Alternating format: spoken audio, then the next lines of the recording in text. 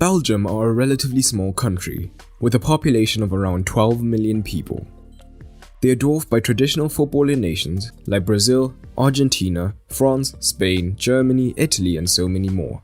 And yet for the past decade they have been one of the most exciting national teams around, and have consistently been ranked inside FIFA's top 3, led by a golden generation featuring the likes of Courtois, Kompany, De Bruyne, Hazard, and Lukaku. But how has such a small country produced such outstanding talent? In this video we take a look. The 1980s produced Belgium's first golden generation, and things were generally looking up. They lost in the final of Euro 1980 and reached the semi-final of the 86 World Cup. But the 1990s were the start of a truly dark period for them, where Belgium would only qualify for 4 of the next 11 major tournaments, making the knockout stages just twice before their current golden generation would take over. The true darkest point, and as a result the turning point, came at Euro 2000. Belgium were co-hosts alongside Netherlands, but as opposed to making a deep run into the latter stages of the tournament, they crashed out in the group stages, a brutal humiliation, made worse by the fact that co-host Netherlands made it all the way to the semi-final. They realized that a change had to be made. Enter the man who transformed the face of Belgian football, Michel Sablon. Sablon had been working at the Belgian FA as a technical director, and having just witnessed Belgium be humiliated, he took the bull by the horns, devising a plan to get Belgium back on track. He sat around a table with other members of the technical team and on a scrap of paper began to devise the plan that would produce the golden generation. Having observed the youth systems in France, Germany, and the Netherlands, he decided that the overhaul should focus on a few key areas, such as coach education, general youth development, and talent development within clubs. The only saving grace for Belgium at Euro 2000 was that as the co-hosts, they had generated some profit, which could then be pumped into revitalizing their footballing system. One of the ways they did this was by no longer charging any fee for their entry-level coaching force. This increased the number of applicants tenfold who enrolled into the course, meaning that there were more qualified coaches dotted around the country, allowing children to learn from a higher quality source. This was just the start, however. A major problem noted by Werner Helsen, an esteemed sports scientist commissioned by Sablon, was that young prospects were not getting enough hours to train. He noted that their best young talents were only getting 10 to 12 hours of additional training after school, whereas a famous study had suggested that 10,000 hours was the bare minimum needed to become elite at something, and that equated to over 20 hours per week. So, the Belgian FA worked closely with the Belgian government to find a way to give the brightest talents more time to train. This led to the investment of millions of euros into 8 top sports schools dotted around the country. At these schools, players between 14 and 18 would receive 3 hours of training 4 days a week, and that, combined with training at academies after school and on weekends, allowed them to hit the 20+ hours per week metric. In addition, the well-distributed schools naturally created a wider scouting network. A few of the direct graduates of these schools include Dries Mertens, Axel Witsel, Courtois, Dembele, and De Bruyne. The government also invested into the multi-move project, which targeted even younger kids.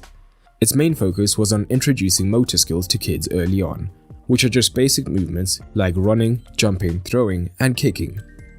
By getting an early start in these fundamentals, when they reach the stage of organized sports, they would already have a head start. But the most impactful part of Sablon's plan is known as the Leuven project. At a time when football and science were very much viewed as separate entities, Sablon commissioned KU Leuven to carry out extensive study on youth football in the country. This involved filming and analyzing over 1,500 matches at youth team level, a laborious task but one with important findings.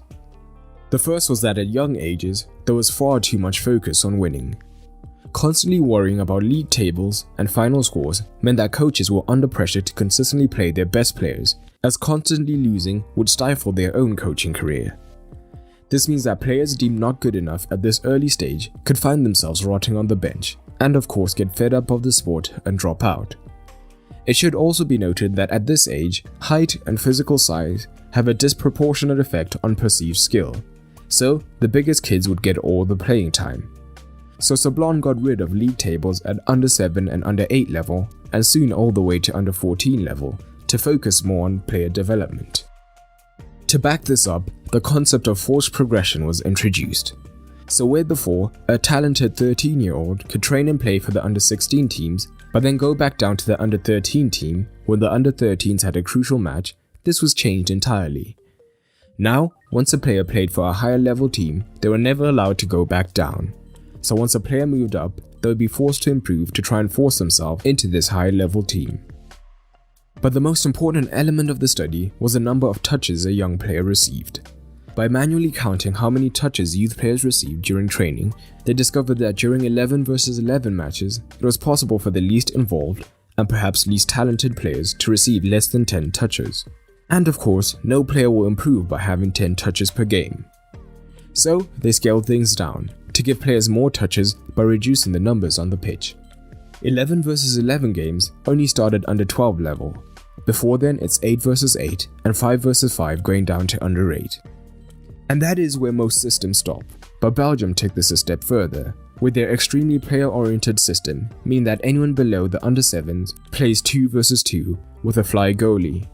This forces players to get tons of touches on the ball, and also to get comfortable passing, but also in 1 versus 1 situations, which are also a crucial element as they encourage individual freedom and creativity through dribbling. They also ensured that training was more game-based as they moved up. So rather than unrealistic shooting and passing drills, game-like situations such as rondos were introduced to force players to be comfortable making complex decisions under pressure. But Sablon also implemented a systemic change. He realized that there was no unified vision on youth development, with players of different academies used to playing different formations and styles. And the Belgian way was primarily a flat 3-5-2 or maybe a 4-4-2. However, Sablon, heavily influenced by Cruyff and Ajax, believed that the 4-3-3 was the formation of the future, saying that the 4-3-3 was most effective as it allowed triangles in defense and midfield, whilst the wide man got used to 1v1s, whilst also forcing everyone in the system to get used to a zonal system. He argued that the 4-4-2 and the 3-5-2 instead produced workmen-like runners around the pitch. So, Sablon forced every team throughout the country to use a 4-3-3, so that when players from various teams came together, they all knew their role. And at club level, the difference is palpable. During the final qualifier of the 2006 World Cup, almost the entire first 11 was Belgian-based, with only Mpenza, Hofkins and Simmons playing abroad. But whilst the Belgian league is respectable, it's not the highest level, so the local players wouldn't be able to consistently improve.